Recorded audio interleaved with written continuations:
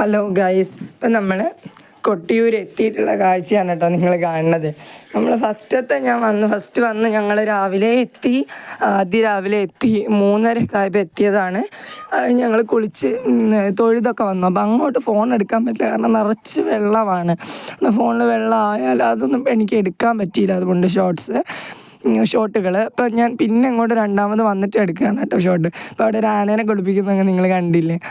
കുറേ ആൾക്കാരുണ്ട്, ഒരുപാട് ആൾക്കാരുണ്ട് ഇവിടെ. കൊട്ടിയൂർ അമ്പലത്തിൻ്റെ അവിടെ തന്നെ അതിൻ്റെ തൊട്ടിങ്ങോട്ട് പോയപ്പോൾ നമ്മുടെ ശ്രീനാരായണ ഗുരുവിൻ്റെ ഒരു ക്ഷേത്രം കണ്ടു. അപ്പോൾ അതാണ് കേട്ടോ കാണിച്ചത്. പിന്നെ ഞങ്ങൾ ബസ്സിൽ കയറി തിരിച്ചു പോയി കേട്ടോ. പോണ വഴിയുള്ള കുറച്ച് കാഴ്ചകളാണ് ഇതെല്ലാം. നല്ല ഭംഗിയാണ് കേട്ടോ. ഇവിടെ വന്നു കഴിഞ്ഞാൽ നല്ല വ്യൂ ആണ്. എനിക്ക് ശരിക്കും ഇഷ്ടമായി ഇവിടുത്തെ വ്യൂ എല്ലാം നല്ല ഭംഗിയാണ് കാണാൻ. നിങ്ങൾ തന്നെ കണ്ടോ, ആ മലയും പച്ചപ്പും എല്ലാം കാണാൻ തന്നെ നല്ല ഭംഗിയാണ്. ഞങ്ങൾ രണ്ടാമത് അടുത്ത ക്ഷേത്രത്തിലേക്ക് വന്നു കേട്ടോ. എന്നിട്ട് നമുക്കവിടെ ഷർട്ട് ഊരിയിട്ടാണ് കയറുക. ഞങ്ങൾ ലൈൻ നിൽക്കുകയാണ് കേട്ടോ അവിടെ. അങ്ങനെ ഞങ്ങൾ ആൾക്കാർ പ്രാർത്ഥിക്കാൻ വേണ്ടി പോവാണ്. ഞാനും അച്ഛനും കൂടിയൊക്കെ ഞങ്ങളെല്ലാവരും കൂടി ലൈൻ നിന്നിട്ട് പോകണം കേട്ടോ.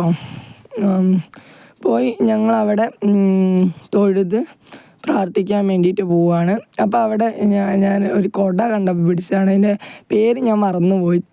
എൻ്റെ അച്ഛനെന്തോ ഒരു പേര് പറഞ്ഞു, മറക്കൂടെ അങ്ങനെ എന്തോ ഒരു പേര് പറഞ്ഞായിരുന്നു. അത് കണ്ടപ്പം എനിക്ക് മറ്റേ മാവേലിൻ്റെ ഉള്ളകളെ കുട പോലെ തോന്നി. പിന്നെ ഞങ്ങൾ അവിടുന്ന് പ്രസാദമൊക്കെ വാങ്ങി കുടിച്ച് പോവാണ്.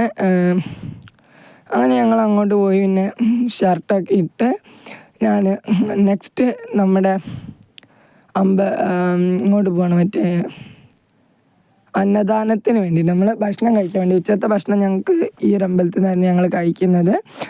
അപ്പോൾ അങ്ങനെ അവിടെ ചെന്നിട്ട് ഭക്ഷണം കഴിക്കാൻ വേണ്ടി ഞങ്ങൾ കയറി. ഞങ്ങളിവിടെ എല്ലാവരും ലൈൻ നിൽക്കുകയാണ് കേട്ടോ. നമ്മൾ ടോക്കൺ താഴേന്ന് എടുത്തിട്ട് ഇവിടെ വന്ന് ലൈൻ നിൽക്കുകയാണ് ചെയ്യാം. അച്ഛൻ പറയുക മുന്നിൽ നിൽക്കുന്നുണ്ട്. ഓക്കെ, പിന്നെ നമ്മൾ ഭക്ഷണം കഴിക്കാൻ വേണ്ടി ഇരുന്നു. അത് കഴിഞ്ഞ് നമ്മൾ നെക്സ്റ്റ് അവിടെ തന്നെ കുറച്ച് സ്ഥലങ്ങളിലെല്ലാം പോയി കണ്ടു. അവിടെ ഒരു പുഴയുണ്ട്, നല്ല ഭംഗിയാണ് കാണാൻ വേണ്ടിയിട്ട് പുഴ.